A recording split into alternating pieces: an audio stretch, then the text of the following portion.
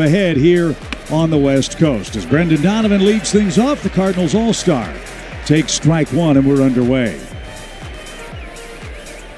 Donovan, 285, 9 homers, and 42 runs batted in. And Mark, you mentioned Pivetta and the Cardinals. What's your Toyota key tonight? To me, it's going on the attack. Both sides. Offensively, you have to go out there, hit off the fastball, but also pitching-wise, strike one's going to be important. And moving forward, being able to take on the challenge, because these San Diego Padres were very aggressive at the trade deadline, which we'll talk about. But this is a super team right now that's thought of going out there and winning a World Series. And for the Cardinals, they got to score a run. It's been 19 innings since St. Louis has last scored. Let's see if they can get that taken care of early in the game, as that's outside for Donovan. 2 balls, 2 strikes.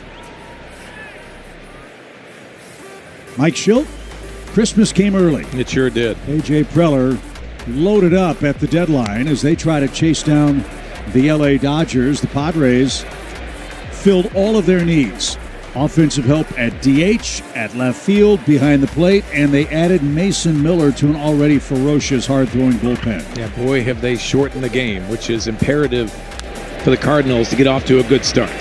Donnie pops this one up toward left. Ramon Laureano, one of the new Padres, handles his first chance in his first inning. And Pivetta has out number 1. A look at the Padres defensive lineup. That's brought to you by Dobbs Tire and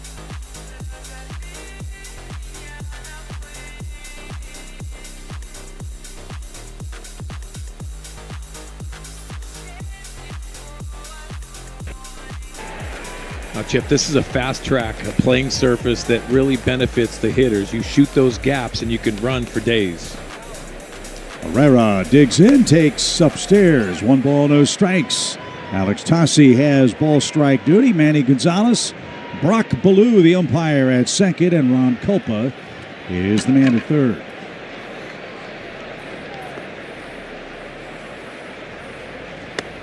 And that's in for a strike. Herrera's in a cold stretch, trying to snap an 0-for-11 streak at the plate. He starts play a point under 300, 9 homers and 39 driven in. With the trade of Ryan Helsley to the Mets, believe it or not, Ivan Herrera is now the longest tenured member of the Cardinals organization. Signed as an international free agent in 2016. And Rick Fowl back our way. Good cut. 2 balls, 2 strikes. Well, Ivan Herrera has to take on a little bit more of a role, but for younger players, it really becomes how can you minimize those tough stretches. And for Ivan Herrera, he's got a nice reputation he has built in this first half. And time is granted for Herrera. Ivan, the DH tonight. Alec Burleson's got the start in left field. We'll see Herrera playing left from time to time the rest of the way. He's handled his first handful of chances without problem. Now we got to get him going at the plate. 2 balls, 2 strikes.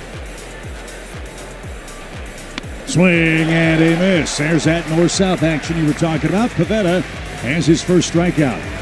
Chip, you often hear swing decisions, and sometimes we get to 2 strikes. It's really hard to stay off this pitch. It looks so good out of the hand of Pivetta, but that is what his strength is. He's got nice ride to his fastball. Got to tell you, it's a little jarring seeing the City Connect uniforms for the Padres.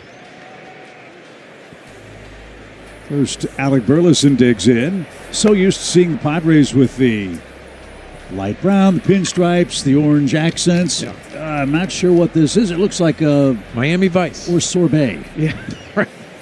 A little bit of both. Yes. There's that curveball, pretty good pitch, but it was taken outside for Burleson, who's been a very patient and powerful hitter for the Cardinals. Most of his damage has come on the road for St. Louis. He is co-leader in homers with 14 on the season. And he unloads deep toward right.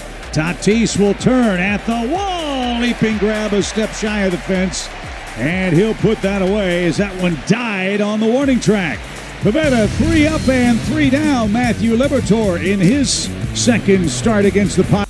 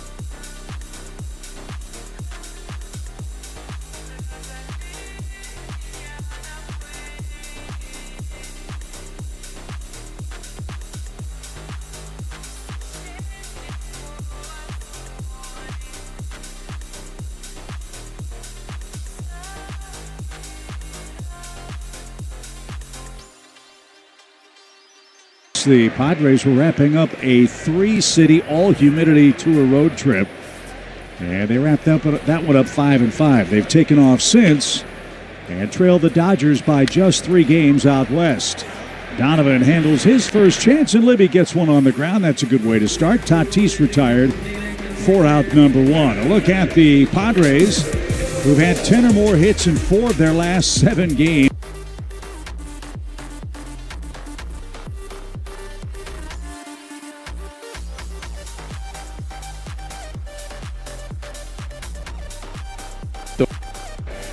And he has been hot stretch, but Manny Machado is how this whole lineup evolves. Mentioned it when the Padres were back at home. It's really weird seeing this guy hitting under 300. Yeah. You're used to him flirting with 400. Right now he's at 295. That's good for 5th in the National League, and he scorched the Cardinals. He had 7 hits in that series back at Busch Stadium, and one reason why he hits, he doesn't strike out. Yeah. Bat-to-ball skills, he's always swinging. He has a couple trophy takes once in a while that he implements. But he commands it, and he's always thinking about going the other way unless he can turn on it. You see it. The swing decisions and the contact rate is unbelievable. That's the reason why you don't get a lot of strikeouts. 2 balls and a strike from Liberatore. And that buzzed the tower up and in. 3 balls and a strike. I'll tell you this, the one thing the Cardinals pitchers did not do enough of is exactly that. Make them uncomfortable. You have to pitch inside, and it has to be an uncomfortable pitch. Saw it to Tatis in the first at-bat. Now you're seeing it with Luis Ariz. Who's in the driver's seat with Machado waiting on deck. And laced off to the left and into this big crowd on a gorgeous Friday night in San Diego. Padres 3rd in attendance. 46 of their first 52 home games have been sold out. And I would imagine that is going to continue over the final 2 months. The pitch is chopped to Donnie's right. That one's going to creep through. There's that fast infield you were talking about. Top spin roller for Ariz, who has a 14-game hitting streak now. That matches his career high. A look at the Cardinals' Dobbs Tire and Auto Center's defense. Walker, Scott, and Burleson right to left in the out.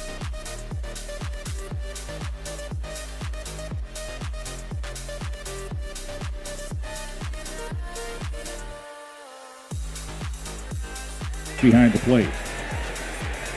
Here's Manny Machado, 20 homers, 71 driven in for him. Machado had a huge series against the Cardinals. He went 11 for 17.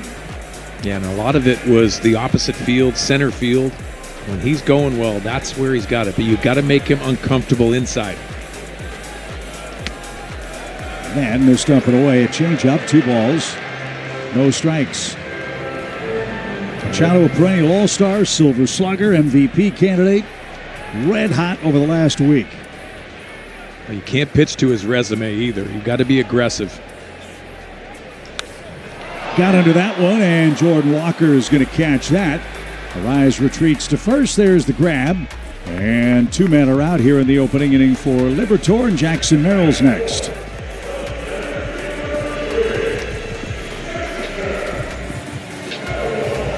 Merrill, 7 homers and 41 driven in.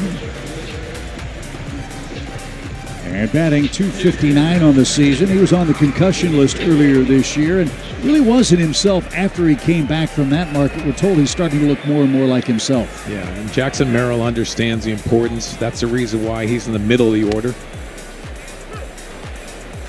It's a young man that understands the responsibility in front of and behind all of these stars.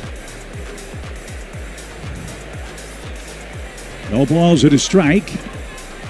And that one is on the ground. Nice handle on a short hop by Contreras.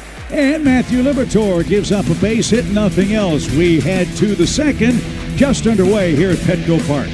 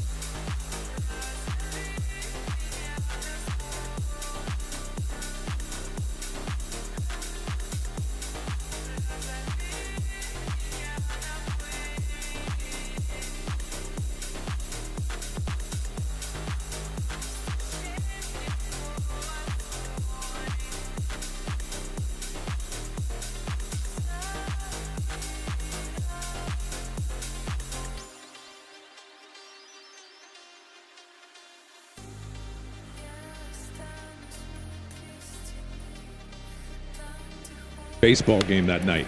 Contreras pops the first pitch up into shallow right. No trouble for Tatis. One pitch, one out for the Cardinals here in the second inning. Look, Pivetta, like Contreras, they're emotional players, and Wilson was trying to gain an edge, and it might have helped because Pivetta wasn't really himself after that hit batsman. Yeah, gamesmanship has to happen in this game, and sometimes it really is few and far between in those situations.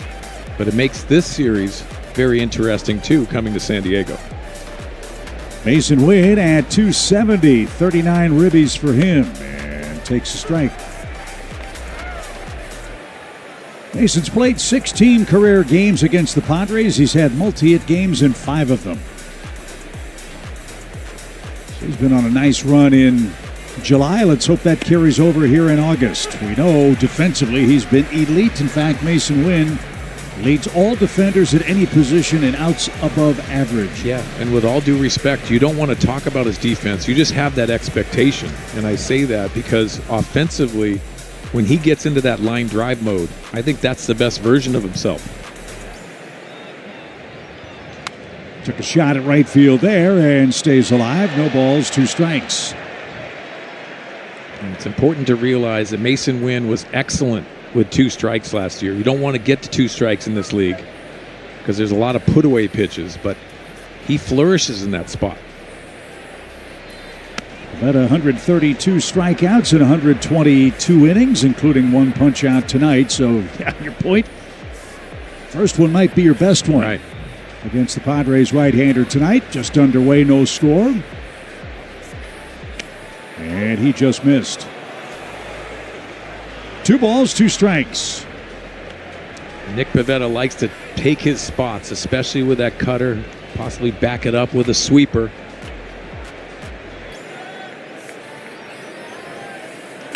On the ground, Machado, look at that throw.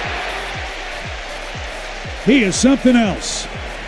He took away an extra base hit from Mason Wynn, a sparkling play at the hot corner, 2 outs. Now Manny Machado does Manny Machado things down the line, but it's really the exchange and how quick he gets it out of his glove, and he's so accurate by throwing from the side. Typically doesn't throw over the top, but these type of throws, he's so accurate. Yeah, I was going to say, there are third basemen that crow hops at their feet and aren't on the money like that. Older fans might remember Vinny Castilla in his days at third base. He was always in the center of the chest of the first baseman across the diamond. That play by Machado, sensational in foul ground. Here's Nolan Gorman. And in for a strike. Gorman had a good run on his rehab stint.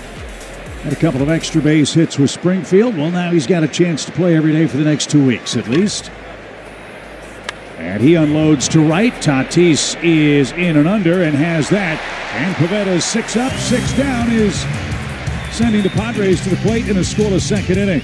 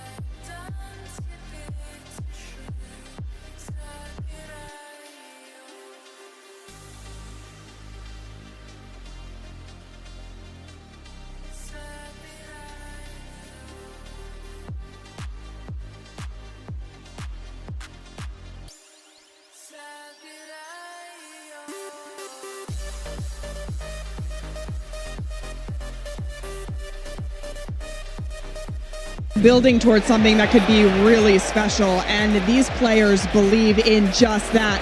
And just like moments like that, this team has come together and realized that they can control what they can, locked into that, but also collectively a competitive culture here. He said, listen, we've lost guys, it's going to make it tougher, but we're looking forward to the opportunity and the challenge to show people what we can do. Yeah, I love that, Alexa, and I love it from Ollie, because communication is huge within that locker room when you disturb that.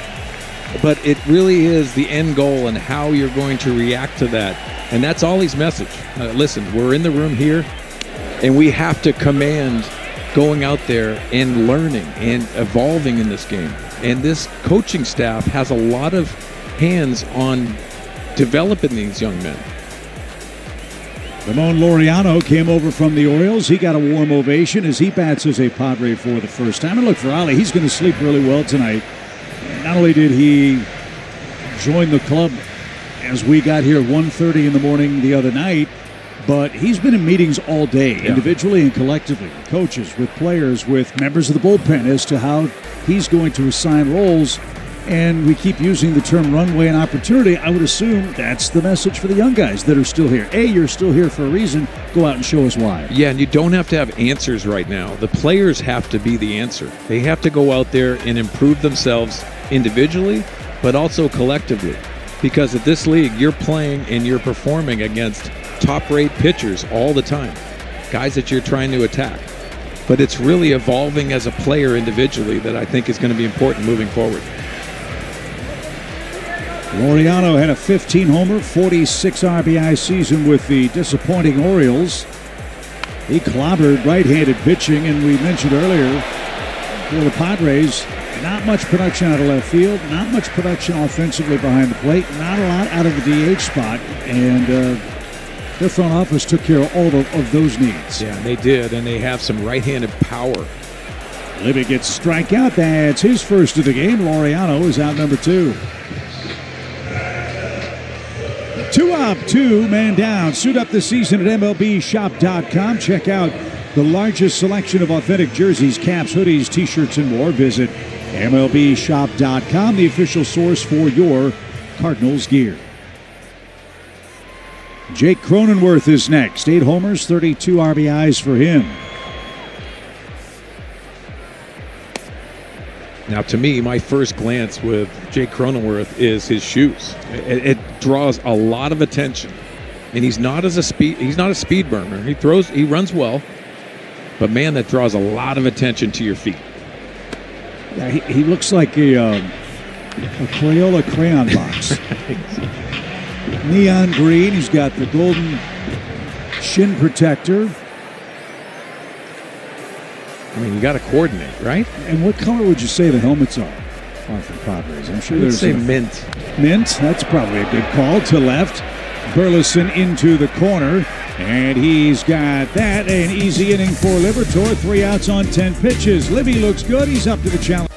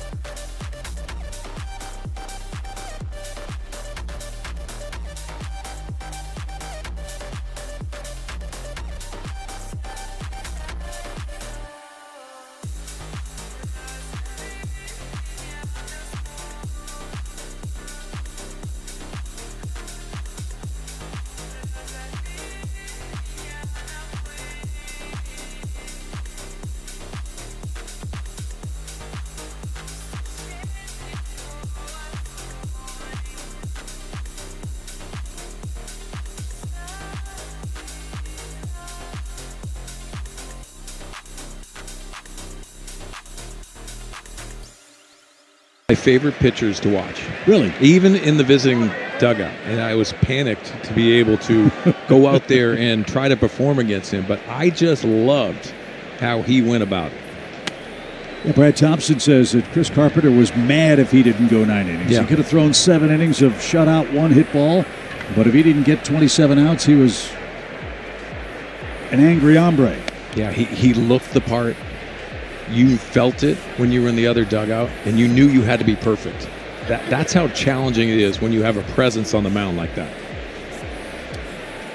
Jordan Walker leads off the Cardinals' third and drives this one to right. Plenty of room for Tatis. He's in a few steps, and Pivetta has set down his first 7 in order. Joel Pozo next. Pozo, the Cardinals catcher, hitting 8th tonight. Pozo at 283, 4 homers, 16 RBIs. Ollie talking to us before the game said, Pozo's going to get a few more opportunities behind the plate. Cardinals are looking for offense, and Pedro Pajes caught well in that blistering heat in St. Louis, but his average really suffered. And I think it's one of those things, if you hit, you're going to get more opportunities. And they have to give that. You need offensive production from your catching position. Sonny Gray will take the ball for the Cardinals in Los Angeles. He'll kick off the series with the Dodgers after we leave San Diego.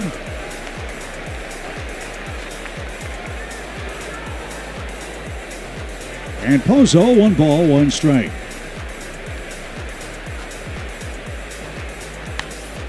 Again toward right, late swing. That one curling. Out of play, foul. This is one of my favorite ballparks, other than Busch Stadium, of course. I love coming to Petco Park. They did everything right here. And not just inside the fences. You look outside beyond the hitter's background. The berm out there, Gallagher Square, where Tony Gwynn's statue is. Yeah. That's packed. Got a concert stage behind the batter's eye and a big, giant TV screen. So the fans pay a modest fee, come in, enjoy the party, and watch the game on the big screen. Yeah, you create an atmosphere out there. They have concerts. They have the ability to do a lot of different things, but it adds to the atmosphere. To center, Jackson Merrill is in and under, and that's 8 up, 8 down. Boy, everybody sure misses Mr. Padre, the great Tony Gwynn. Yeah, former teammate of mine, unbelievable, both on and off the field. And that statue is really created where he's swinging, and Trevor Hoffman, the Hall of Famer, is on the other end pitching to him, and that's what it looks like. So it's really creative, and that's their history. You look in St. Louis, you have a boatload of statues before the stadium, and I absolutely love that because history means everything to your franchise. Well, if the Padres can get to and win the World Series, I think there'll be a few more statues erected outside Petco Park. Trevor Hoffman with that devastating changeup. A guy that threw very hard, hurt his shoulder, and then figured out a way and rode that changeup to a Hall of Fame career. Most of it with the Padres. The ultimate teammate, the ultimate pro, and he really resonated because he was that superstar that could teach. A lot of guys that really don't want to do that, and Trevor's one of those guys. Victor Scott fouls that away. 1 ball, 2 strikes. Victor had a couple of hits against the Padres. Raiders played tonight with 29 steals and 31 tries. We'll see how many he finishes up with at the end of the road trip.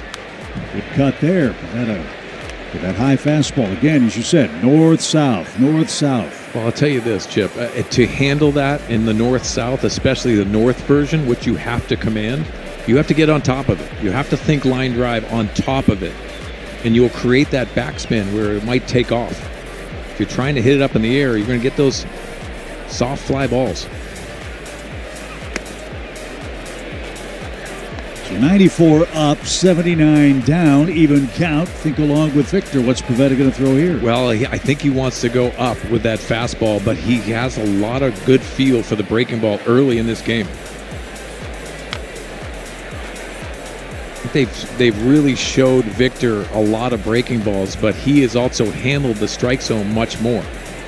It's a reason why he's had really good plate appearances. And that's what you want to try to do. 3 out of 4.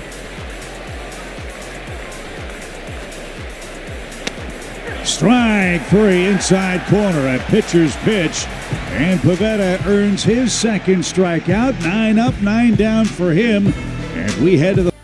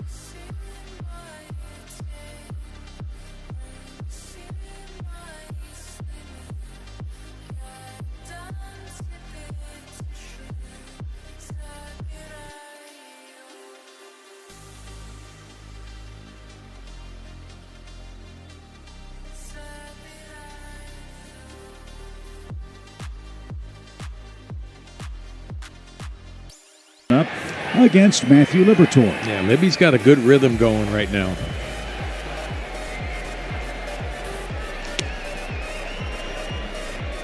Libby's done a nice job this year. He has blown by his most innings pitched in the major leagues. He started play tonight at 104 2/3. He has the best ERA among any Cardinals starter entering action. It's at 4.04 to start the road trip. Well, I'll say this too, Chip. If I said Matthew Liberatore was going to have his 20th start here in August, I think we'd all take that. He has flourished. Little pop on the infield. Who wants this? It'll be Donovan. He's got it. Libby set down 6 in a row. The Jason Mott Foundation striking out cancer at the 11th annual St. Louis Cornhole Challenge.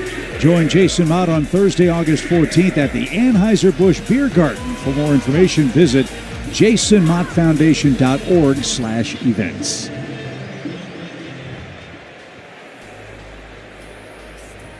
Diaz at 202. 5 homers, 21 driven in for him.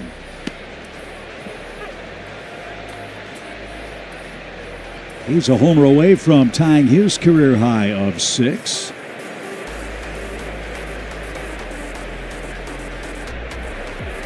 And he's got a new catching partner in Freddie Fermin, who came over from the Royals in a deadline deal.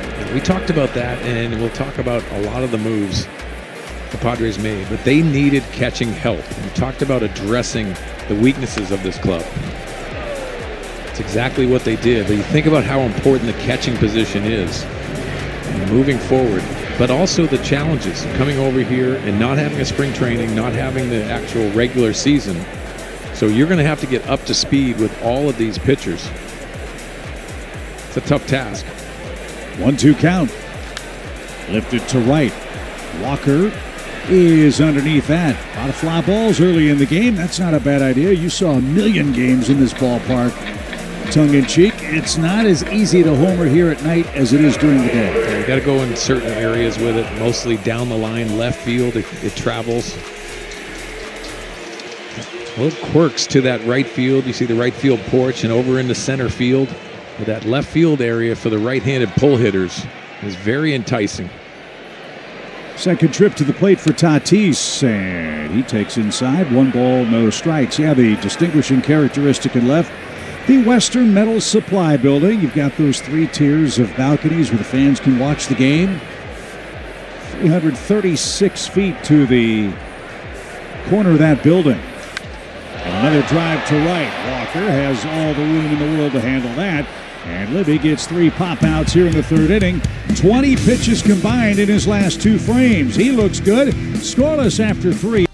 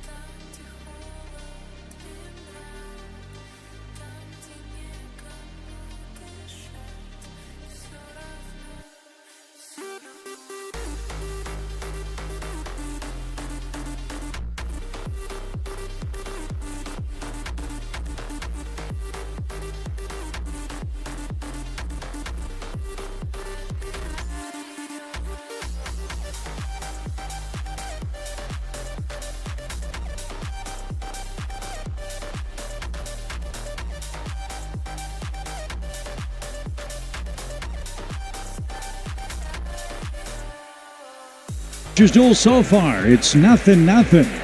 Just 1 hit. The Padres have that. Nick Pavetta's retired the first 9 Redbirds hitters.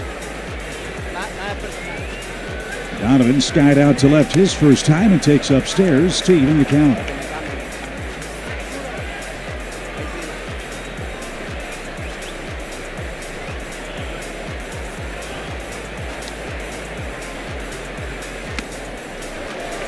There's that high fastball. It looks too good. And I said it, out of the hand, it looks like it's right down the middle. You make your swing decision, and 93 is beating you.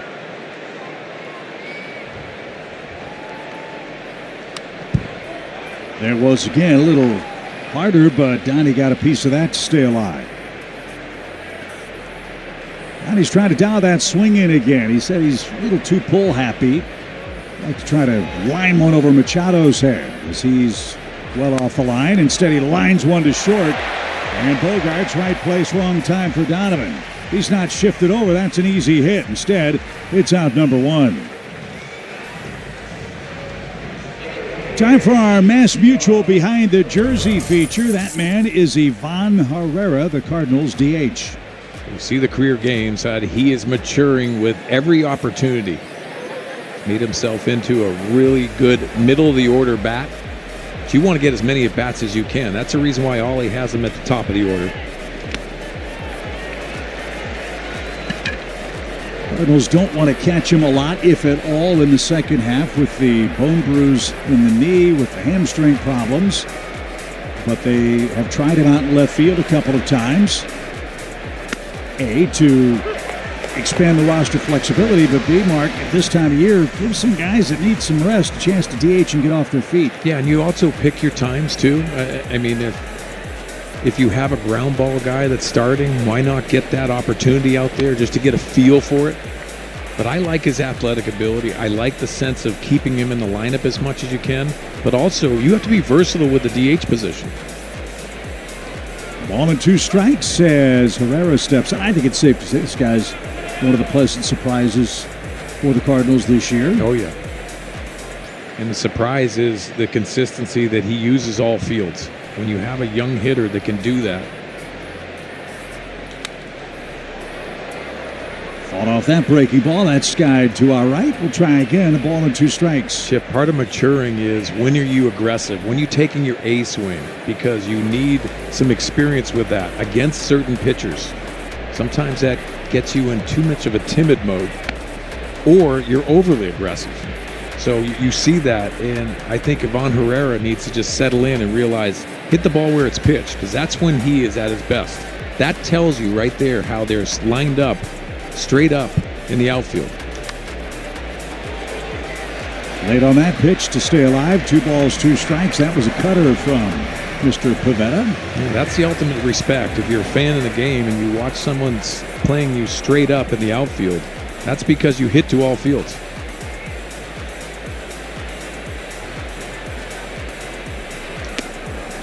That was the 7th pitch, and it's the first deep count, 3-2. And to Mark's point, that's why you play him straight up. Yeah, you want to be good on the pull side, but also using the center of the diamond means you're an RBI guy. You're a run producer. That's the reason Ivan Herrera is going to evolve into that guy. Breaking ball on the ground, right to Cronenworth. And 2 men are down. Well, Pivetta's been tough, as we said. A 10-3 record this year, a sub-3 ERA in this era of Major League Baseball. That is really outstanding. But Mark, he's done his best work here. This is a great place to pitch at night. He's 6-0 at Petco Park this year. Yeah, and that tells you he loves pitching in atmosphere. To me, your game goes a different level when you perform in front of crowds like this. I'll tell you, the only thing that I can resonate with it is when you're in a playoff atmosphere, you don't feel your body at times. I mean, it's hard to slow the game down when you have the energy in the building. Little tapper toward first. Arise will take that to the bag. It is 12 up, 12 down for Pivetta. 23 straight scoreless innings for the Cardinals offense. And we head to the home fourth.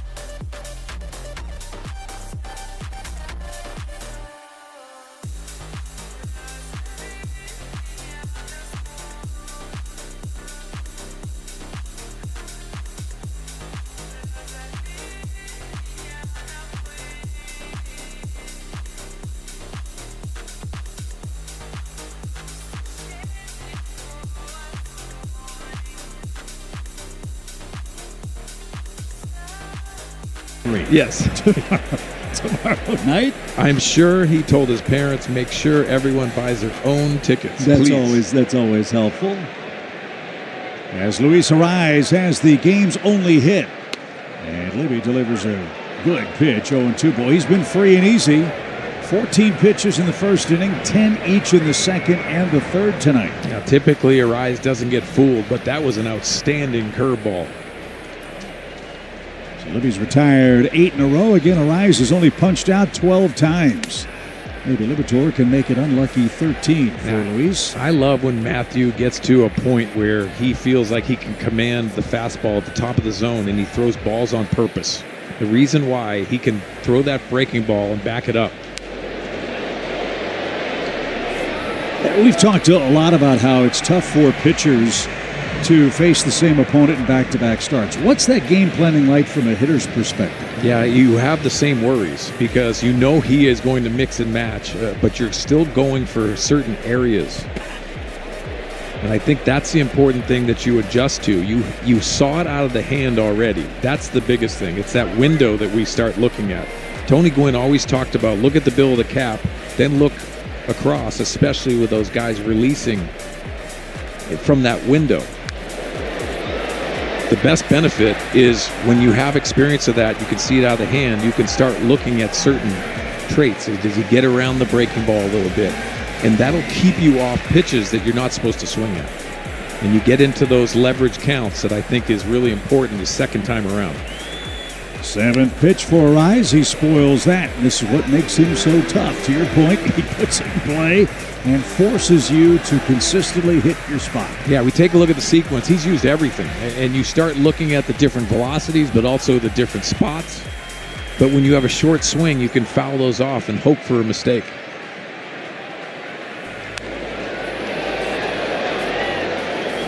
The frustrating thing is you execute your pitch and you realize that velocity's there, but you're trying to speed him up, slow him down. And Matthew Liberatore understands this is a tough task, but get him on the ground or that weak fly ball. Pitch number 9 for Arise, and that one way over his head. Did that hit the bat? I think so. Matthews missed a couple of times to Arise, and all he could do is laugh. He ducked but couldn't get the bat out of the way. Can't you hear your dad or all the grandfathers say, get the bat down? Oh, he ducks because this curveball gets out of the hand and ricochets off the bat.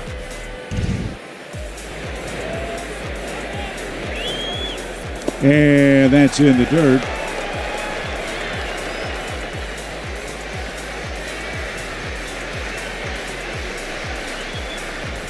So a full count.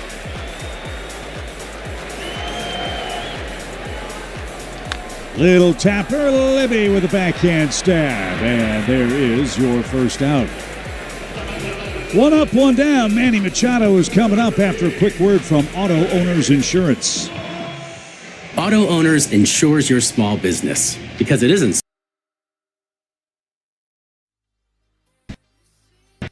Tired 9 straight. Here's Machado. He flied out to right. Machado has 18 hits in his last 37 at-bats. I've said this so often about Manny Machado, but I think it bears repeating. This guy's a superstar, over 2,000 hits. He's on his way to Cooperstown. He plays so hard, but everything looks so effortless for him. I totally agree with that. And also, he posts. And I think that is another trait that you have to have when you're an all-star and a caliber player like he is. Outstanding changeup by Liberatore. Put it there all night. You got a chance to be successful here against San Diego. No score. And he just did get a piece of that. Machado, 20 homers, 71 RBIs, 5 consecutive seasons, discounting the COVID year, of course, where he's hit 20 or more homers.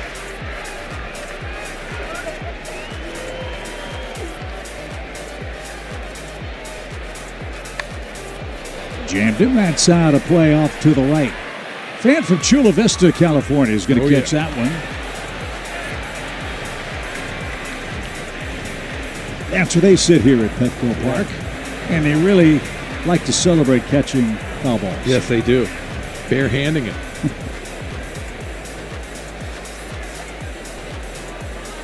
Broken thumb later. Ground ball to third. Gorman's first chance.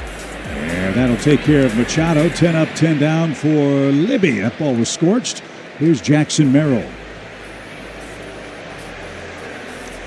Now, Matthew Liberatore has gotten into a rhythm, and the reason why I say that, you'll start seeing these Padres swing early in counts. They're not going to wait around.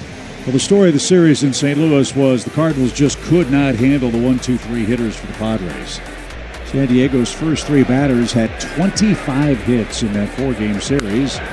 So far tonight, albeit just twice through the lineup, they're 1 for 6. And the best thing is Liberatore has not fallen into a pattern.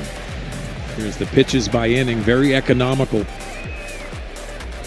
Most of that work done by Arise, a 10-pitch at bat. This one is bounced towards second. Donnie dives and can't get a clean handle. Even if he does, not sure he gets Merrill. And it'll be an infield hit, the second single of the game for San Diego.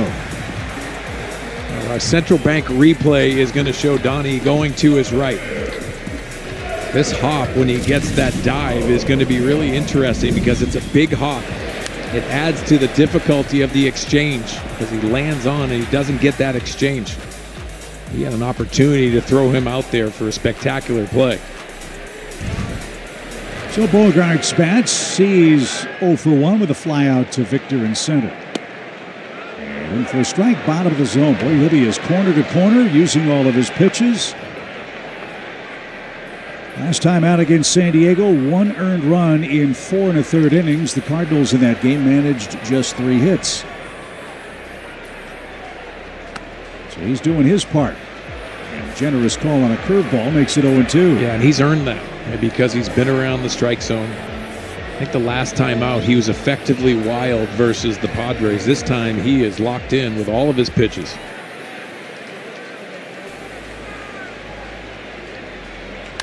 On the ground is short.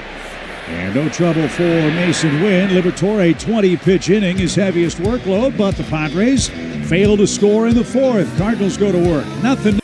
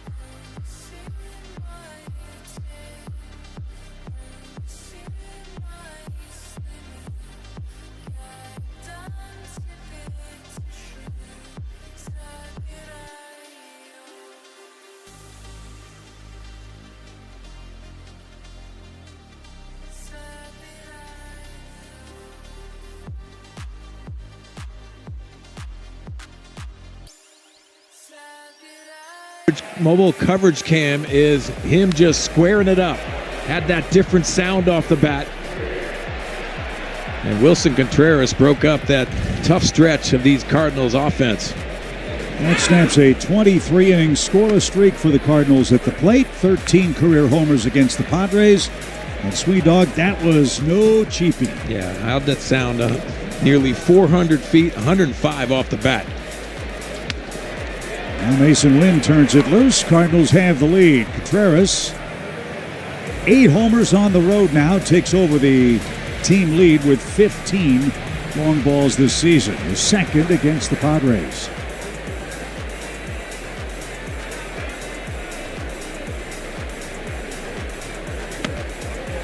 And that's a swing and a miss for Mason Wynn. 13 out of 14 sent down by Pivetta. Third strikeout for him. Nolan Gorman is next as we again check in with Alexa. Chip, we spoke with manager Ali Marmol on his expectations for Nolan Gorman, who comes off of the IL, and he pointed out Gorman, when he's having success, does a good job of making more contact and chasing less, obviously, using the big part of the field. He does that really well when he's hitting it to center, left center. He's got a lot of power that way, and then he mentioned, obviously, pull side homers. They're going to take care of themselves, but he said we're going to monitor the contact rate and swing and miss really closely. That's something to watch as well, Chip. Yeah, Alexa, great report. And you think about Nolan Gorman, he wants to say left center field, so that's his opposite field. Pulling is really easy for him, but you don't want to pull strikes. And I think just shifting the field for him is going to be a nice thing. He is squared up to the plate. And it's much like we talk about Jordan Walker. He is squaring up to the plate, so it's easier to have that bat path through the center of the field. And they know what his power can be, and he can hit home runs in bunches. He just has to stay more towards that center field batter's eye area. They give him the third base line with 2 strikes. The pitch from Pivetta. An offer added, 2 balls, 2 strikes.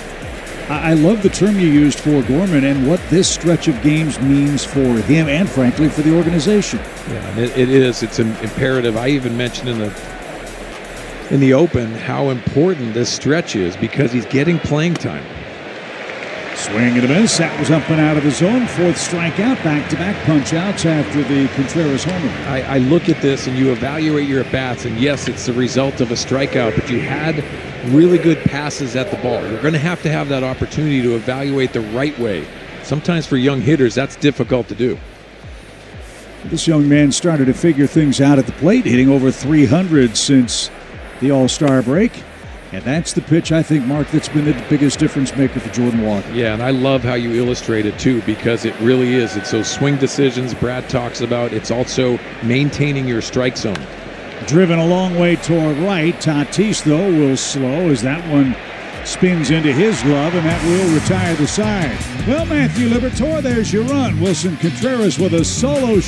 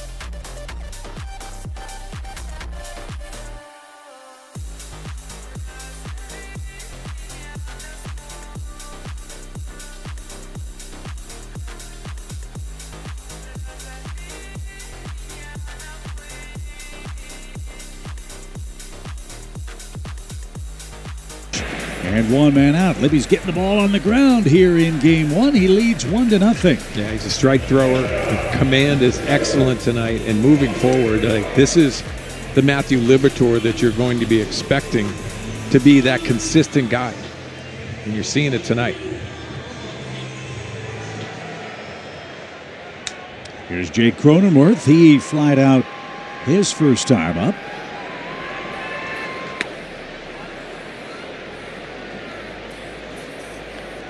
One ball, no strikes.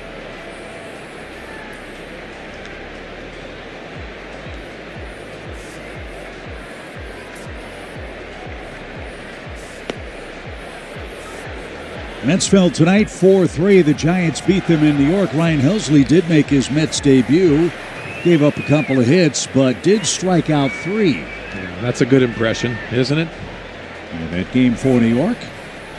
Really wish Ryan all the best. He's got a chance, and I love what Ollie said after the trade was announced. He's played well enough and deserves a chance to go out and play for a team that maybe can win the World Series this year. Yeah, I couldn't agree more. You have an opportunity to get on one of those clubs that expects it. Wanted foul by Cronenworth. 2 balls, 2 strikes. Cardinals excited about what they received from the Mets. Are they eye-popping prospects? No. But are they talented prospects? Yes. They're at high A. And I liked what John Mozeliak said about that decision-making process. The Cardinals have a pretty crowded 40-man roster, and they have a lot of like players that they have to sort through this offseason.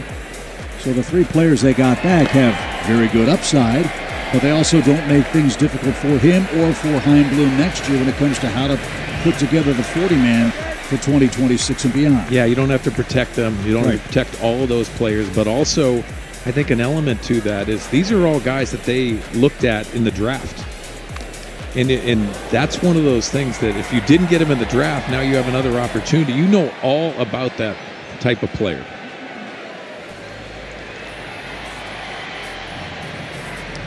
Liberatore economical, just 62 pitches with 1 out in the 5th inning. Cronenworth, lefty versus lefty here. Takes upstairs, ball 4, 1 out walk. First free pass issued by Liberatore here tonight. Speaking of those youngsters, here's one of them that the Cardinals have acquired. Our Kia player profile is Jesus Baez.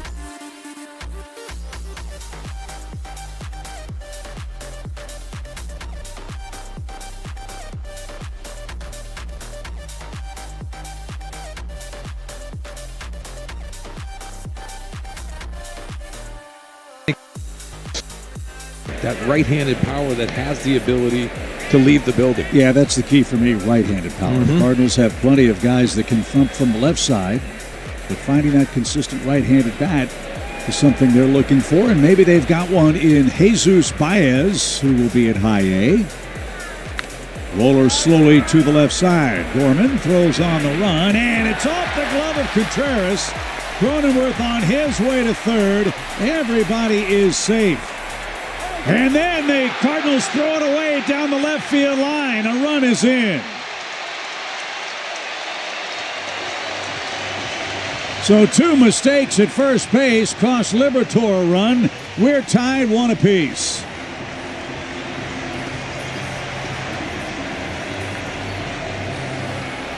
Now Gorman makes this play on the run, but you'll see the throw. It works up the line for Contreras. I think it's a catchable ball, but it's difficult for a right-hander. That being said, Wilson Contreras doesn't make a good decision here.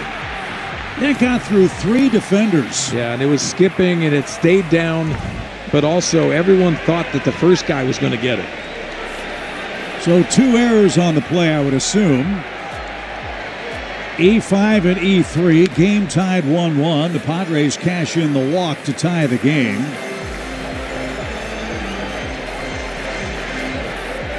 No RBI, obviously, as Iglesias in scoring position with only 1 man out. Here's Elias Diaz.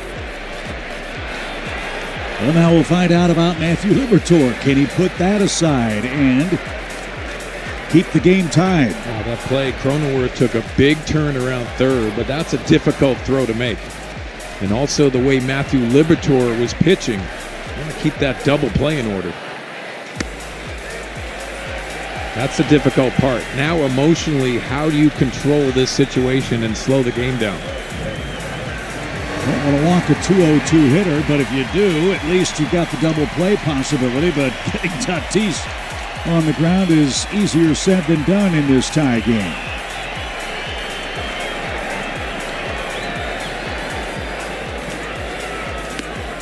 Old automatic in for a strike. I saw Matthew Liberatore even peek over to see who the on-deck circle. Fernando Tatis Jr.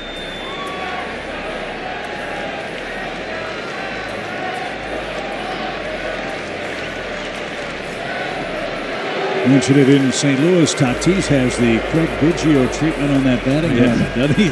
Loaded up with pine tar. Loading up that mint.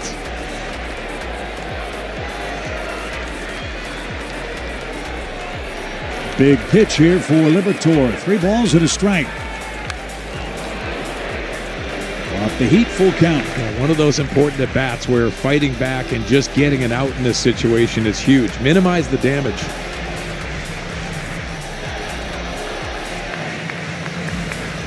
Can Matthew come back from a 3-1 count?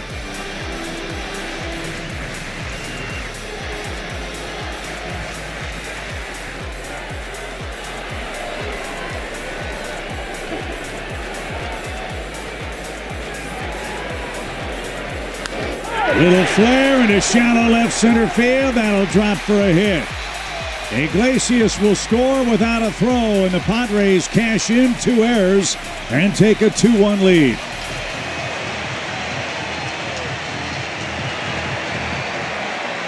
Our Chevy Pitch Tracks has this slider on the inside part, but it's elevated enough for Diaz to be able to just lift it into that left center gap. Gets in near the label, but he just dumps it into left center. This is a good mound meeting here for Dusty Blake, I think. Liberatore was rolling merrily along. He'd set down 12 of 13, walked Cronenworth, and then the 2 errors and a blue pit has him trailing in the game for the first time tonight.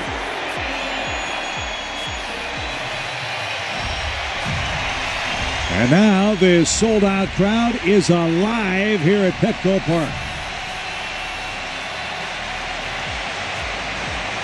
Talked about Christmas came early for the Padres yesterday. This is how they play. They want to get that lead and they want to dump it into that bullpen, that talented bullpen. And the Padres, 3 relievers went to the All-Star game, and they added Mason Miller from the A's. It cost him one of the best prospects in all of baseball, but Miller under control for the next couple of seasons, and he throws 102 with command. You don't want to trail these guys after 6 if you can avoid it. Here's Tatis, 2 in, 1 on, 1 out. Driven down the line and just foul.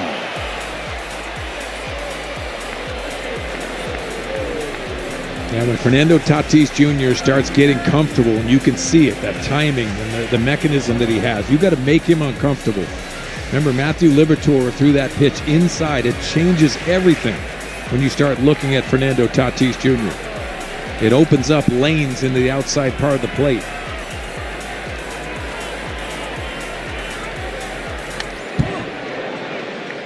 He had a rip at a high fastball, and now he's behind 0-2. 77 pitches last start for Matthew Liberatore. He can go, he can be extended, but you wonder how Ollie is going to treat this situation. Lots of room in left center for Tatis as the pitch is popped out of play foul. Well, that leads to an interesting point now. I think we're all going to learn. I think Oliver Marmol's going to have to learn on the fly. He doesn't have the luxury of veteran guys at the end of the bullpen. And Matz and Maton and Helsley, they're pitching elsewhere. He's going to have to figure out whom and when to deploy them. In close games late, 1 ball, 2 strikes. That's a young player's dream. Yes, you fear situations, but that's how you grow up. And you have to go out there and say, I'm going to take care of business, because this is a different role for me.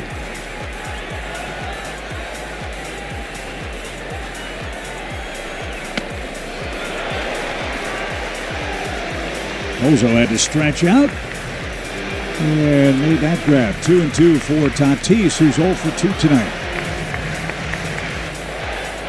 He's reached base in 8 straight games for San Diego. Maybe could use a double play ball. Now the full counts are starting to rack up here in the last couple of innings. Yeah, it looks like Matthews trying to throw that perfect pitch. So heavy workload last inning. Libby over 20 pitches this inning. And it gets no easier with a rise in Machado lurking for San Diego.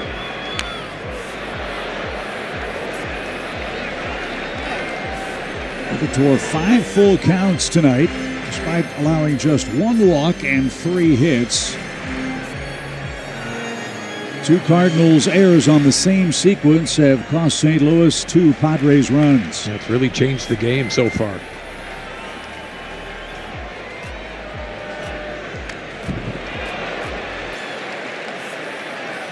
Both these guys are pitching very similarly. Excellent breaking stuff, and both, Mark, trying to make use of that high fastball. Yeah, and I think Matthew Liberatore has had that command to it, but also the feel for the breaking ball. I think he goes back to that here.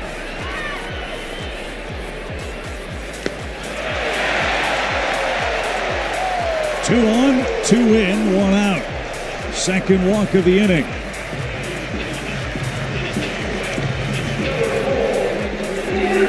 So here's a rise. This is what good teams do. You make a mistake, they make you pay dearly for it. San Diego, especially with this part of the lineup coming up. Yeah, this Padre team, Chip, is powerful, but also they're a contact-driven team, and it's a very good trait to have. This is the situations where you got to execute your pitches. There's a breaking ball. We said it in St. Louis. The Padres don't hit a ton of home runs, and I think that's not necessarily a bad thing. Look, you want them in the playoffs, but their ability to put the ball in play in postseason play is going to be extremely important. I think Mike Schilt, the manager of the Padres, has really implemented the small ball situations, and they try to win games when it's really tight. They play a lot of tight ball games. And we saw that. They laid down a couple of sacrifices in a game against the Cardinals. And again, with all the really, really good bullpens throwing 99 miles an hour and up, you're not going to hit the ball out of the ballpark. Right. In the playoffs, the relievers pitch more innings than the starters do. Yeah. So it's a sound strategy to employ top to bottom for your offense. And here tonight, Liberatore, with his good stuff, has struck out just 1 Padres hitter. Didn't chase it. Libby about to make his 30th pitch of the inning. The Cardinals bullpen is the first to get busy. Matt Swanson is up. In the upper deck of the bullpens in left center here at Petco Park.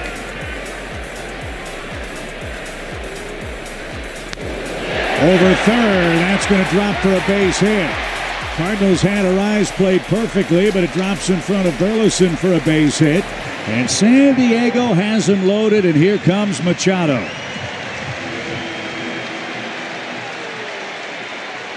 Central bank replay is really interesting because Luis Arraez gains information with every pitch. Start looking at what he's trying to do. His concentration is just contact, serving it out to left. Burleson is in, but this is off the end of the bat and dumping in a perfect spot. And here comes Oliver Marmol. After 85 pitches, that's going to be all for Matthew Liberatore tonight. He breezed through the first 3 innings, had a streak of 9, make it 10 straight batters retired. But here in the 5th inning, the Cardinals defense let him down with a couple of mistakes on the same sequence. And now San Diego, with a 2-1 lead, has the bases loaded, and they're in the new-look Cardinals bullpen.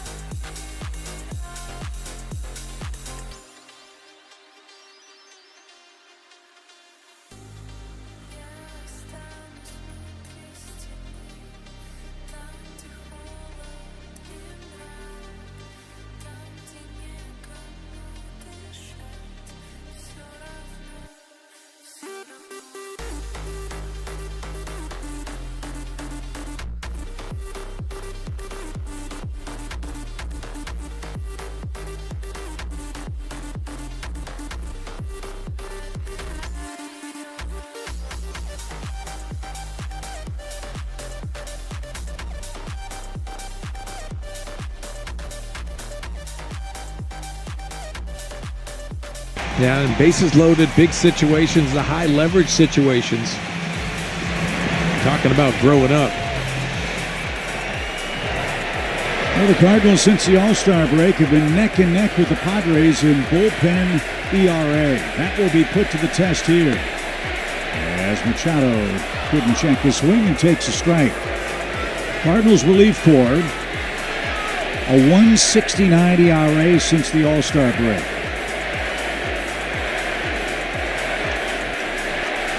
Bases full of San Diegans. That's a strike. It's 0-2. Yeah, nice sequence. And he's nodding with understanding that he's pitched 2 pitches that were really, really executed. 13 grand slams for Manny Machado in his career.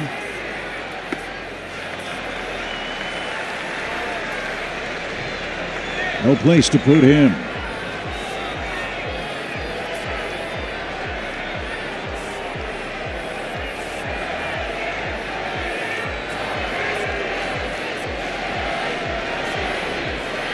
Swing and a miss.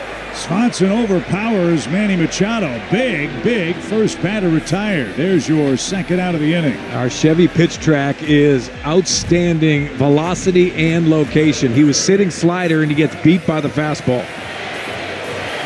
Talked about growing up. Matthew Swanson has an opportunity here to really up his game. Now he's got Jackson Merrill.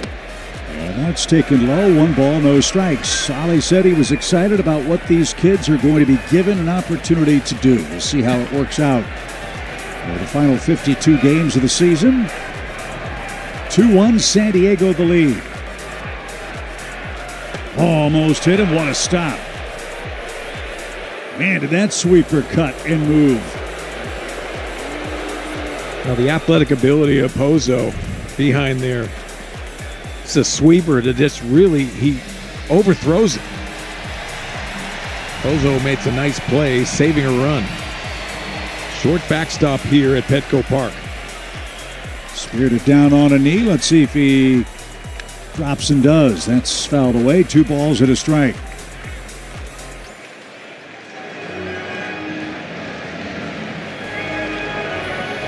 He was beat with that fastball right there on a 2-0 count.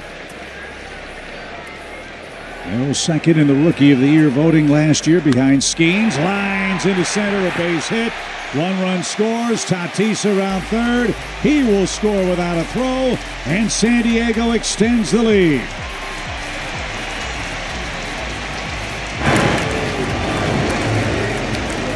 So the Padres cash in 2 walks and 2 errors. That's turned into 4 runs. Yeah, our Chevy pitch tracks will show a cutter that's elevated. Just got a 98-mile-an-hour fastball by him, and he just speeds up his bat. For 2 huge runs after the early mistake in this inning. 43 RBIs for Merrill. It's a 4-1 score. So same story here for Swanson. All right, you gave up the hit. End it here. Bogart's the 9th man to bat in the inning.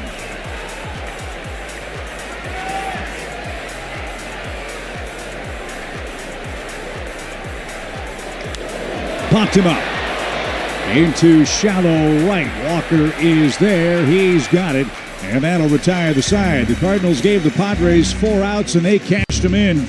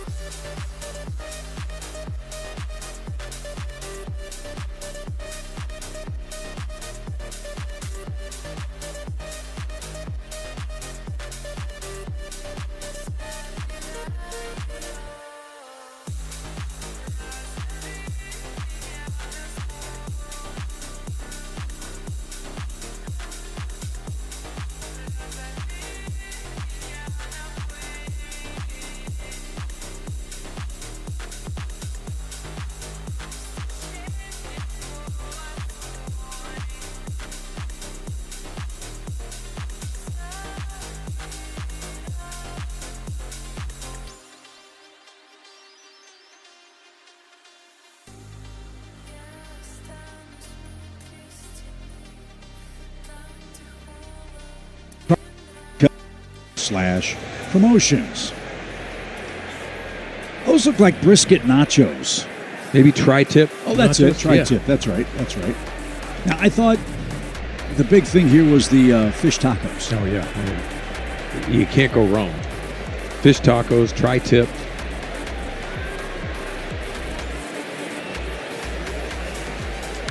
That's out of play by Joel Pozo, 4-1 San Diego. Matthew Liberatore, 4 in the third innings, 4 runs, 4 hits, a strikeout, and a walk. Here tonight, so we got to come back against Nick Pavetta, who's given up 1 run on 1 hit. Had a Contreras home run. Yeah, Chip, Nick Pavetta is comfortable, to say the least. 11 of 17, 2 strikes on 11 of 17.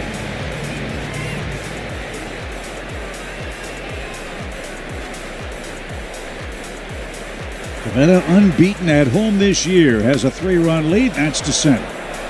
And a can of corn for Jackson Merrill. And he'll handle in the twilight hour in San Diego, just past 8 o'clock local time, 10 o'clock back in St. Louis. And 1 away in the top of the 6th inning. Victor Scott II is next. How about that sunset here in San Diego? Some people call it a baseball sky. I think this is a situation where Victor's got a show bunt, and he has to feel comfortable about it. Listen, we're talking about Manny Machado at third base, but he's got to be able to show it on the scouting reports, being able to open spots and shooting that breaking ball the other way. Even count. I think there's times where he sees that breaking ball, he fires too early, works underneath it instead of trying to go with it and go the other way.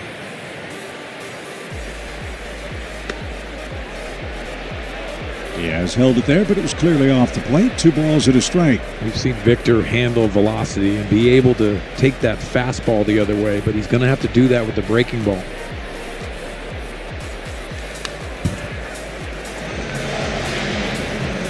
That said, I think he's light years ahead of where he was last season for the Cardinals, both offensively and certainly in the outfield, where his jumps have gotten so good. And you can see him setting the ceiling even higher with what he does. Breaking ball, got under that. Cronenworth drifts out, says to Tatis, I've got it, and he does. 2 outs, 5 straight. Retired after the homer. In fact, 17 of 18 have been set down by Pavetta here tonight. He leads 4-1 in game 1.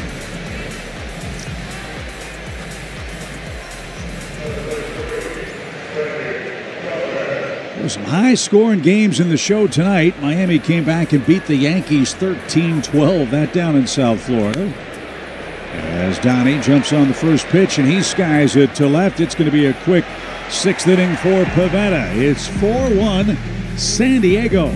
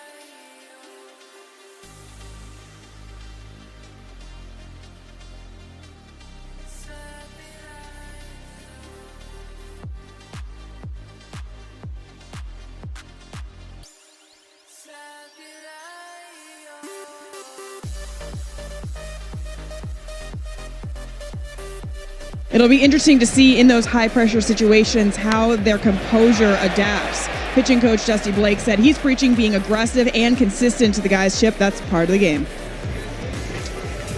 So we'll see how Swanson recovers here after he gave up the 2-run scoring hit last inning. He starts his first full frame here with a fly ball to center. Yeah, and the big deal is this bullpen was really good because they had identified roles. And now you're starting to wonder when that phone rings, who is it going to be? Because there's going to be 6 guys looking down the line. Who's next? Well, I'm guessing whoever pitches best is going to pitch the highest leverage spots, although to start, it's reasonable to assume that JoJo Romero might get the bulk of the left-handed lane opportunities, maybe even the 9th inning if it works out that way for the Cardinals because of his experience. Yeah, I think when you get in situations like this, you look for those lanes that are very important. So if you're in the 8th inning, that might be your save in that opportunity. So you're probably going to see JoJo there. I think Riley O'Brien has really earned that keep, but who's going to step up? Just one left-hander in the Cardinals bullpen as currently constructed. That is JoJo Romero. Everybody else from the right side. Flurry of roster moves before the game today. Ryan Fernandez, Gordon Graceffo, Roddery Munoz, all brought up from the minor leagues after the trades yesterday. And, of course, Nolan Gorman brought back from his rehab after Nolan Arenado went to the 10-day IL. Swing and a miss. Nice pitch takes care of Cronenworth. Swanson has his second strikeout. 2 up, 2 down here in the home 6th. I think when you have the velocity 98 and then you have the sweeper to miss bats, that's very important. We talk about that and how this staff is trying to create that more swing and miss.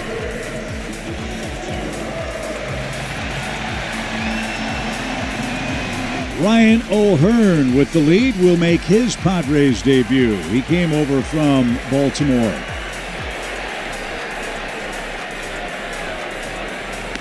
And takes a strike. 13 homers, 43 RBIs for O'Hearn.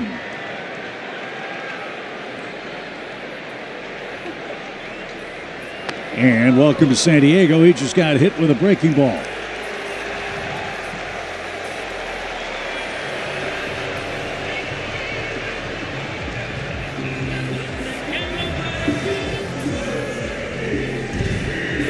Now 0-1, you see him with the shin guard, and he takes it right off the shin guard. Nice placement. Yeah, it actually hit that time. Most of the time, the ball finds everything but the shin guard. Exactly. As Elias Diaz didn't get it, a swing and a miss. He has single homer run in the 5th inning.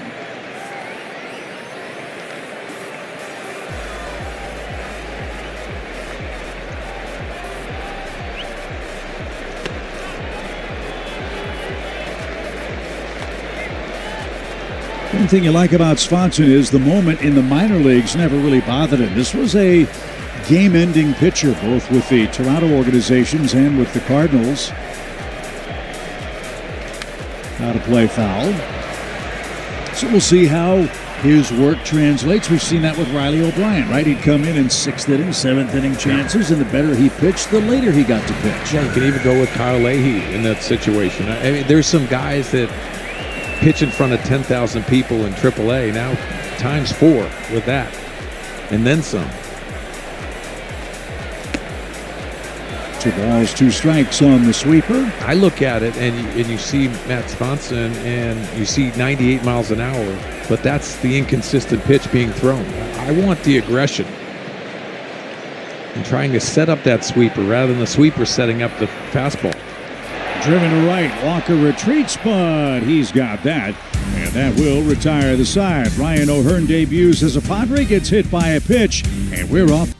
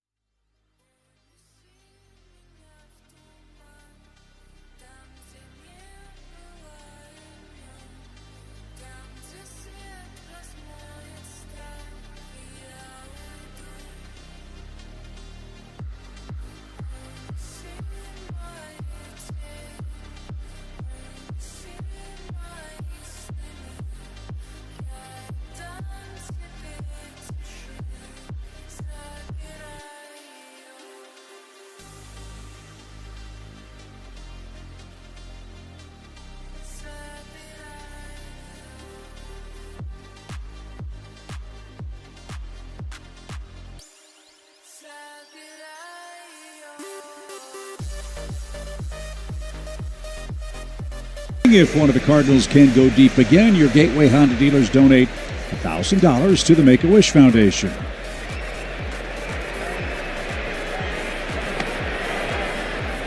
Nick Pivetta has been very, very good. He has allowed 1 run on 1 hit. He has struck out 4. So he's retired 18 of the first 19 batters he has faced here in the series opener. He's really been dominant at the top of the zone. His fastball command has been excellent tonight. Both bullpens are busy late in the game as Herrera drives out to center. Merrill broke in, now checks his location and shy of the track. Has that for the first out. So 1 up and 1 man down in the St. Louis 7th inning. Let's enjoy a quick word from Siteman Cancer Center.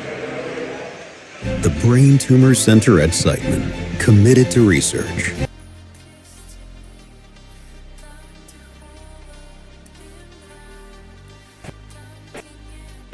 Early's 0-4-2. Jeremiah Estrada getting ready in the Padres pen. Gordon Graceffo for the Cardinals. Vetta trying to complete 7 innings. He's done it 5 times. Last was in mid-June. When he goes 6 or more, he's 9-1 with a 1.60 ERA. He has looked all of that and more here tonight. Well, with Yu Darvish, his last start was much improved. They need Michael King back. He's their number 1. But Nick Pivetta got a nice shot in the arm for the starting rotation. Well, and I think that's why their trade deadline moves were so important, with that absence of those 2 guys being dominant in their rotation. They can still shorten the game with all those power arms in the bullpen. Yeah, and that's the important thing. Their vision is getting to the playoff and extending themselves. They're trying to chase down the Dodgers, who beat Tampa Bay 5-0. These scores hold. San Diego will be still 3 back in the West after this series. Mike Schultz's group has a whole host of games against the West. 16 of their next 19, in fact, against division rivals. And that's strikeout number 5. Pivetta up in the zone, has 2 outs. Here's the only man with a hit and a run. Here are the metrics for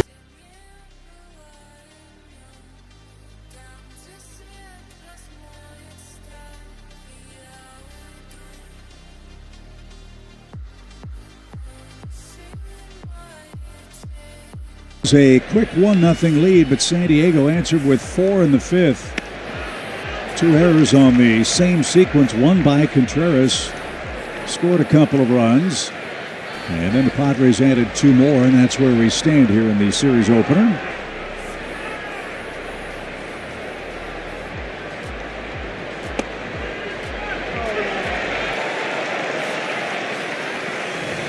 It's almost Nick Pivetta has held back a little bit. The best velocity fastballs have been this inning.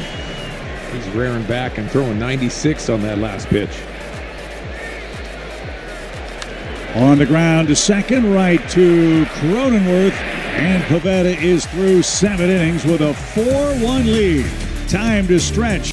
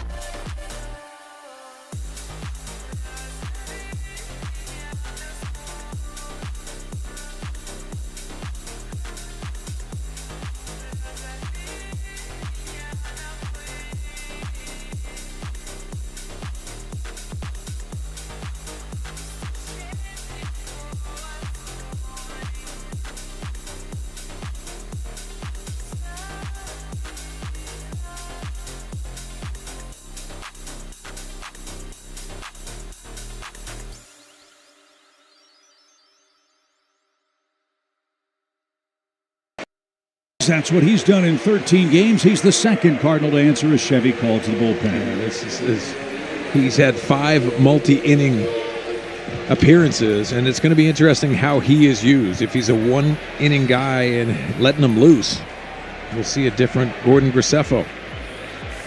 Well, he's got the top of the order for the Padres, who are back at it again. First 4 batters have 4 hits, 2 RBIs, and a run scored here in Game 1. That's their secret to success in St. Louis. Another sellout crowd here at Petco Park.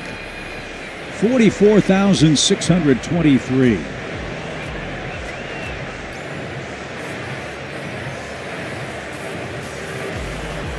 Padres have already drawn 2.2 million here at home.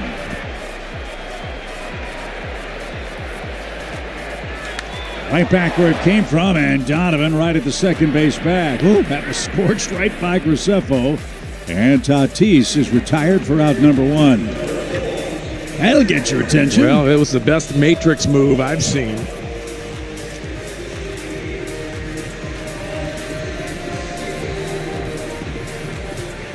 Arise is next. 2 more hits for Luis. He's creeping up toward 300. Mason Miller is up in the Padres bullpen. He's set to make his San Diego debut here tonight.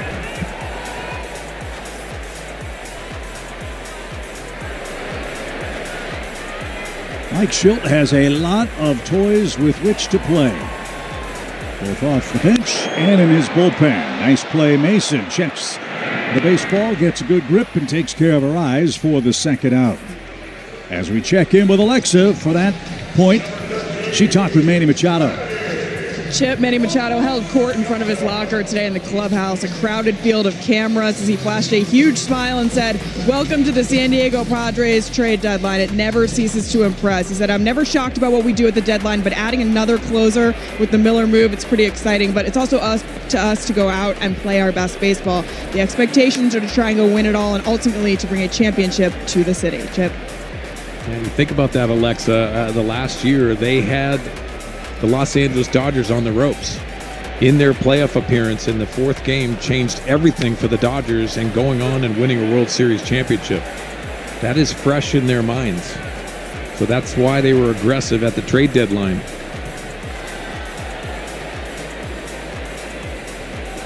Padres haven't advanced past the division series but once in recent memory. That's despite, to Manny Machado's point, A.J. Preller trading 56 players in his tenure at the trading deadline. Heck, you put together a heck of a team with guys they've traded away, not just gotten. And that's been their mantra here. To get quality, you've got to give it. And they're going for it. Going toe-to-toe with the Dodgers.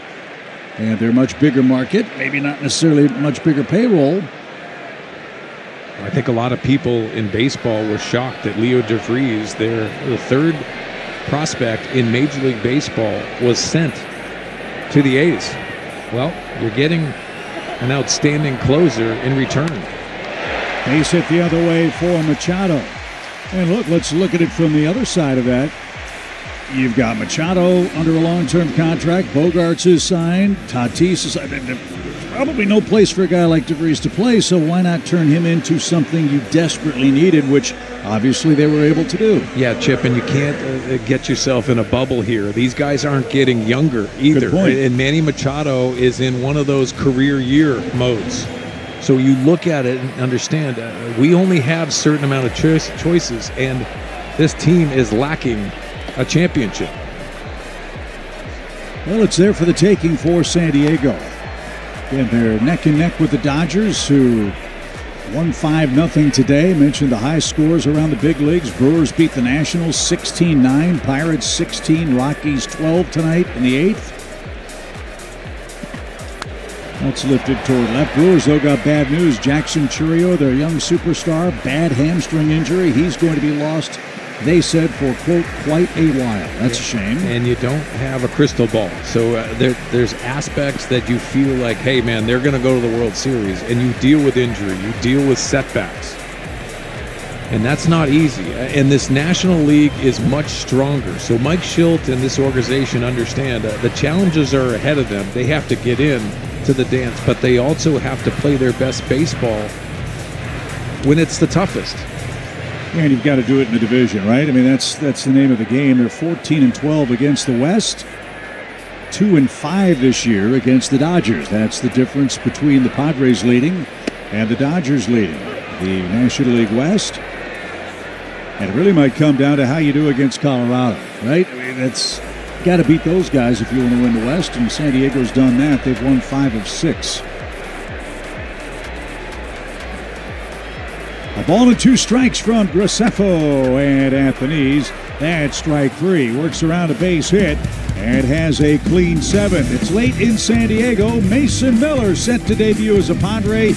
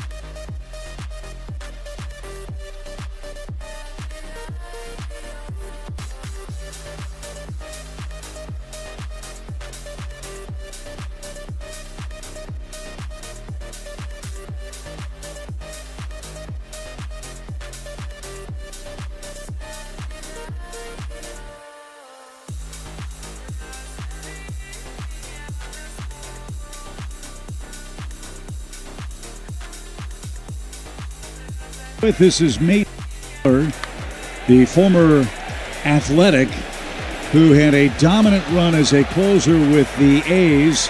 And look at the eye-popping strikeout rate for this guy. And you start realizing it's the octane, but he also has a complement pitch, too, to go along with that.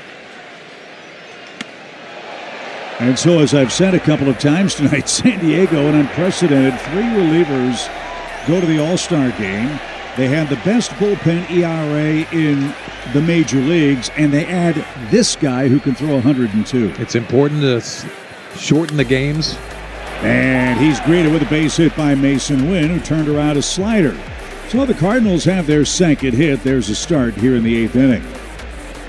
Well, our Chevy pitch tracks will show that slider in coming in. He has a good secondary pitch, but when you have 102, why not go with it?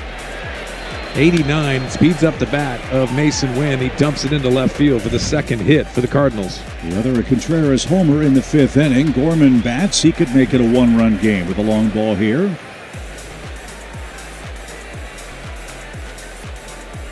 There's some talk about making this guy a starting pitcher.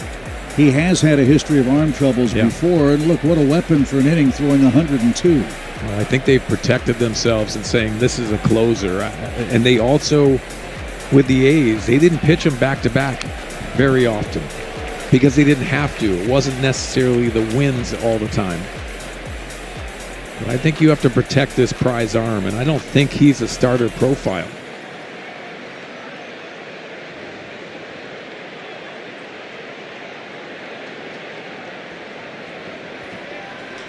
Sharply hit to the left side. That's off the glove of Machado. Nobody covering third base, and the Cardinals have him first and third. That ball overran, but no further advance. So the Cardinals making some hay here. They've got first and third and nobody out. Well, again, the breaking ball, you could see sits over the middle, but credit Gorman going the other way with this. This is a hot smash going off Machado's glove. He was playing in the normal shortstop position in the defensive shift. So the tying run comes to the plate. It's Jordan Walker, who's fly to right twice. And lost the bat and almost took out Poso, who had to duck out of the way.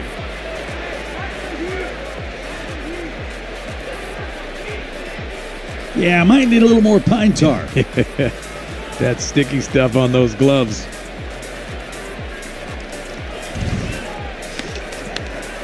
So you want to be on the on-deck circle, and you're close here at Petco Park.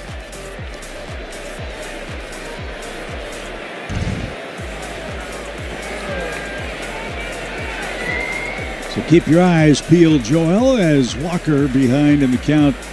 No balls and a strike.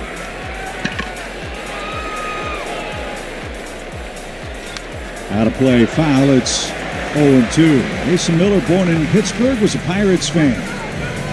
Started his college career at Waynesburg University until he graduated. Played for Gardner-Webb as a grad student, a fifth-year player.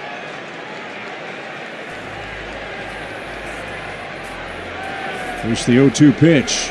Swing and a miss. 103, top of the zone. So his first strikeout as a Padre comes here in the eighth inning. He gets Jordan Walker, who's 0 for 3. Interesting note on Miller. You see the average fastball velocity. The slowest guy is Morihone at 98. Yeah, that's high octane from both sides.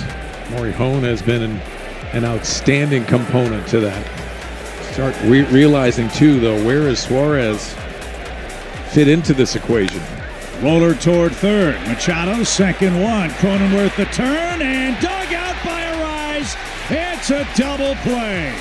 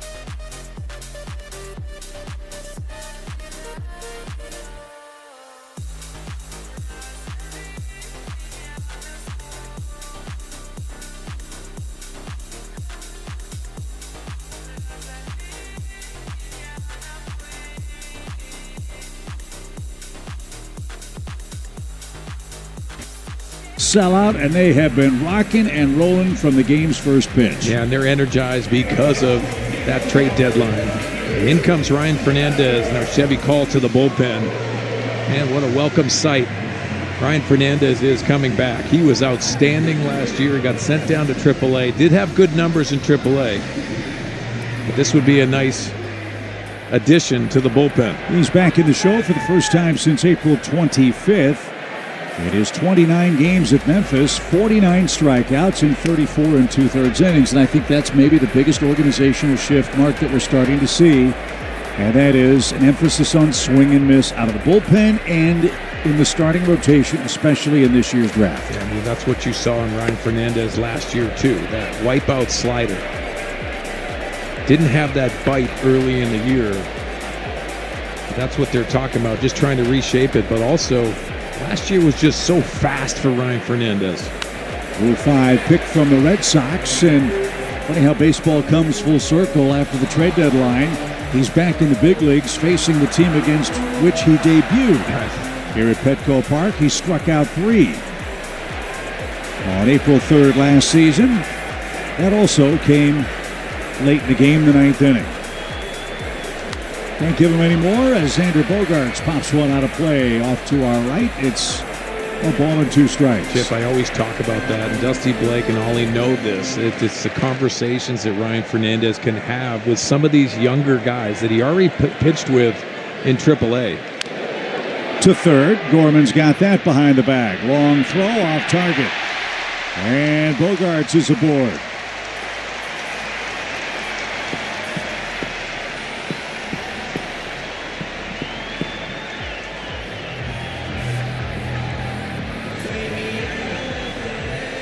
So an infield hit. They were awaiting the scoring. Bogaerts 1 for 4 now. And here's Laureano, his Padres debut, 0 for 3.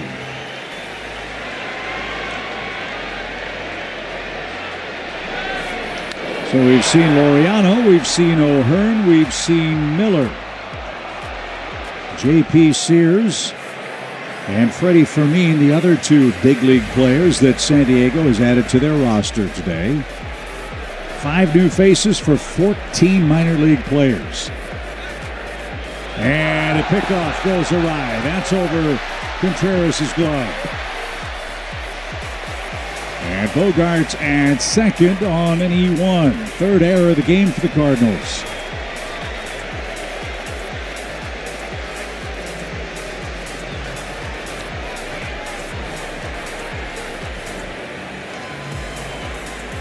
So an RBI spot for Laureano.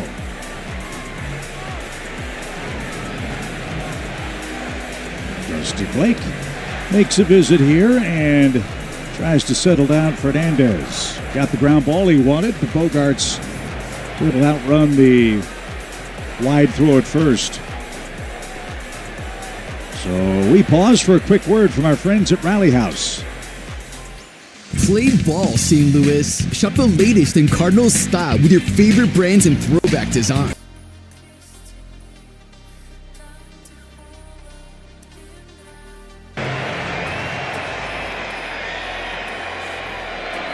No balls and a strike for Laureano. To right. Bogaerts will tag at second. He moves up. Productive out for Laureano. Runner at third, 1 away.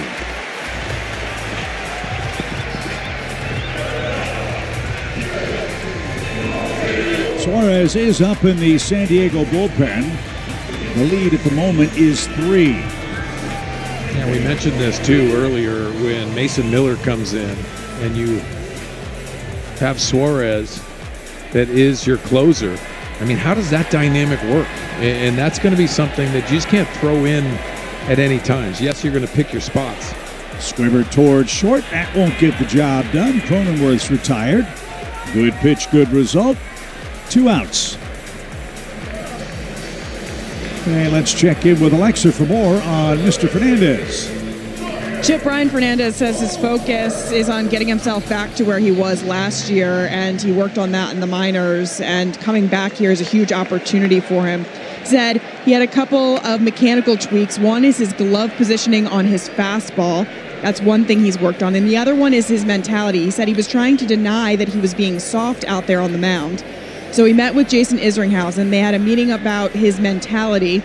He said he felt very validated by that meeting, and now he likes his mental approach on the mound. He just wants to go out there and be more competitive. Well, he certainly was that, Alexa. Gave up the hit, committed an error, but then got the next 3 outs to keep the Cardinals.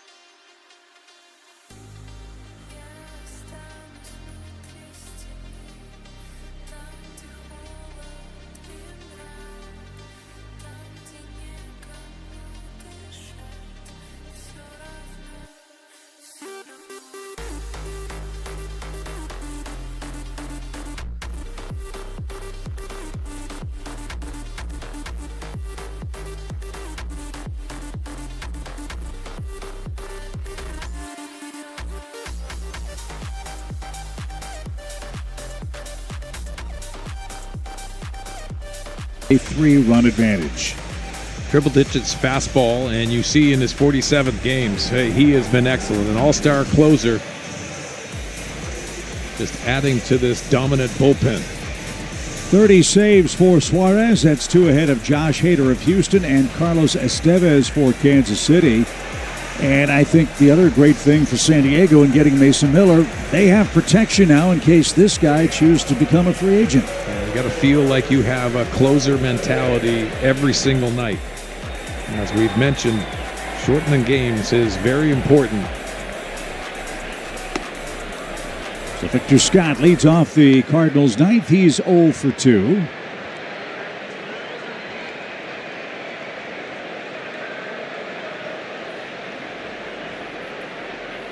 Suarez had a blown save against the Mets, picked up a win on July 28th, no decision on the 30th.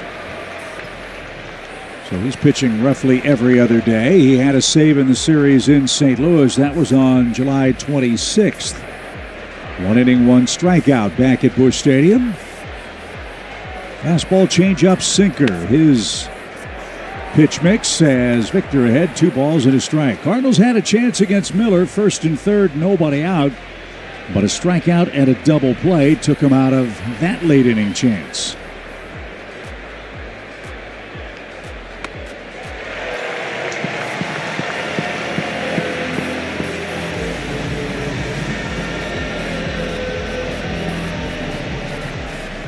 All of these guys throw extremely hard. 2-2.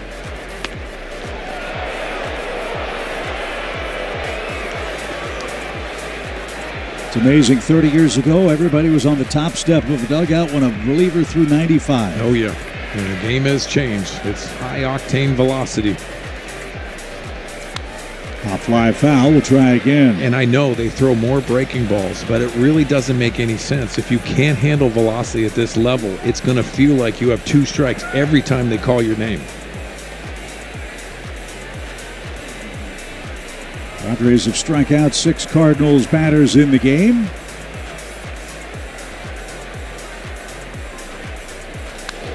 Little flare into center, and that'll drop for a hit. Victor Scott, a nice piece of hitting. And the Cardinals now have one more hit than errors in the game. Scott aboard to start the ninth. That's not nothing. It's a 4-1 game. Our central bank replay is Victor Scott just fighting off this fastball, and you're going to have to handle velocity. That's what Victor has done best, and he dumps this one into center field. That leadoff single. Got to get Donnie going. He's 0 for 3 tonight. 4 for his last 25. And if you look at his batting average over the last 46 games, he's in the 230s.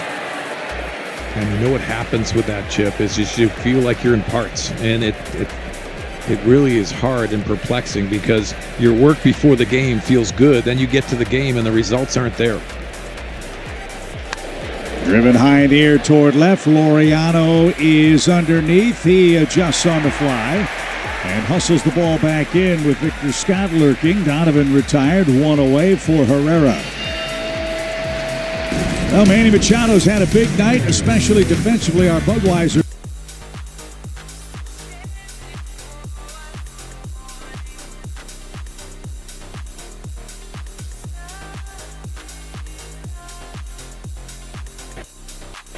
Herrera 0 for his last 14. Struck out, grounded out, popped out in his first 3 trips.